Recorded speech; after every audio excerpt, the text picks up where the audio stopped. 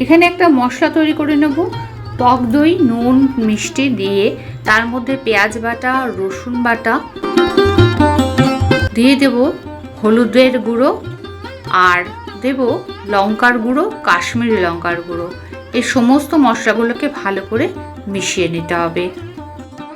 নমস্কার বন্ধুরা, বং রাধুনি রান্নাঘরে ফিরে এলাম আরও একটি নতুন পর্বে। আজ আমার এই ভিডিওটা দেখুন, আর ভালো লাগলে প্রচুর প্রচুর শেয়ার করে লাইক করে দেবেন। আজকে আমার এই ভিডিওটা একদমই অন্যরকম ভিডিও, যেটা নাকি আচারি কাতলা। কেটে ধুয়ে রাখা মাছটার মধ্যে প্রথমে নুন হলুদ মাখিয়ে নেব। নুন হলুদটা খুব ভালো পরিমাণে মাখিয়ে নেব ভালো করে। একটা পাত্রের মধ্যে সর্ষের তেল গরম করে নিচ্ছি। সর্ষের তেলটা গরম হয়ে গেছে, মাছগুলো ভেজে নেব।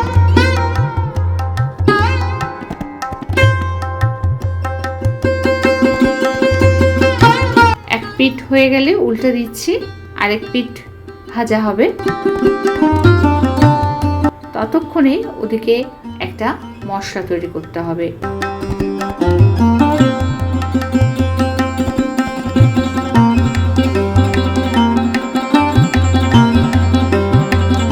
নুন, কাশ্মীরি লঙ্কা, লাল লঙ্কা, হলুদ, পেঁয়াজ বাটা, রসুন বাটা, কাঁচা লঙ্কা, টক দই, চিনি, মেথি। দু পিঠে যখন মাছগুলো ভাজা হয়ে গেছে, মাছগুলো এবার তুলে নেব।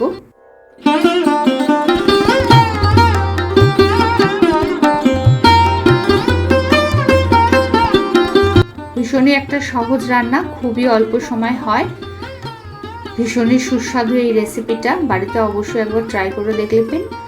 আর কারা কারা আমার রেসিপিটা দেখে ট্রাই করছেন আমাকে অবশ্যই কমেন্টস করে জানাবেন।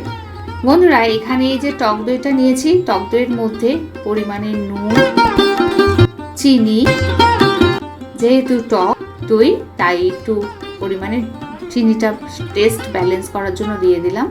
দিয়ে দিচ্ছি পেঁয়াজ বাটা। এখানে বড় সাইজের একটা পেঁয়াজ রয়েছে। রসুন বাটা, একটা গোটা রসুন নিয়েছি, তার অর্ধেকটা এখন দিলাম। দিচ্ছি হলুদ, দিলাম কাশ্মীরি লঙ্কার গুঁড়ো, লাল লঙ্কার গুঁড়ো। এগুলোকে ভালো করে মিশিয়ে নিতে হবে। ওদিকে মাছ ভাজা হয়ে গেছে, আর ওই মাছ ভাজা তেলের মধ্যে মেথি দিতে হবে। মেথিটা ভেজে তুলে নেব। অনেকেই পছন্দ করে না মেথি, কিন্তু মেথির যে ভাজার গন্ধটা হয়ে গেল তেলটার মধ্যে, ওতেই আচারের টেস্টটা চলে আসবে। দিয়ে দিলাম কাঁচা লঙ্কা আর রসুন বাটা। এই যে স্মেলটা হবে, এটাই আচারি। এর মধ্যে ওভেন অফ করে নিয়ে দিয়ে দিলাম ওই যে তৈরি করা মশলাটা। এইবার ওভেনটা সিম করে দিয়ে নাড়িয়ে নিতে হবে। মশলাটা ভালো করে কষিয়ে নিতে হবে। মশলাটা যখন খুব ভালো করে কষানো হয়ে গেছে, আস্তে আস্তে ভেজে রাখা মাছগুলো দিয়ে দেবো।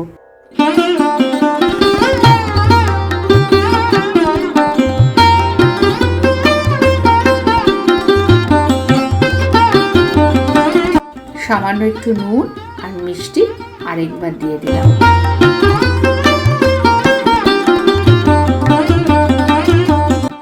মাছগুলো দিয়ে দিলাম। মাছগুলো দিয়ে ভালো করে একটু ফুটতে দিতে হবে। এক পিঠ উল্টে দিতে হবে। সব শেষে নামানোর আগে দিতে হবে অল্প কিছু ধনেপাতা। ধনেপাতা কুচিটা ওপর দিয়ে ছড়িয়ে দিলাম। একটু হবার পর ওভেন অফ করে ঢাকা দিয়ে স্ট্যান্ডিং টাইম রেখে দেব। তৈরি হয়ে গেছে আজকের আচারি কাতলা। বন্ধুরা, তাহলে আজ এই পর্যন্ত। ফিরে আসি পরবর্তী ভিডিও নিয়ে পরবর্তী সময়। ভালো থাকবেন, সুস্থ থাকবেন। আমার সঙ্গে থাকার জন্য, আমার ভিডিওটা সম্পূর্ণ দেখার জন্য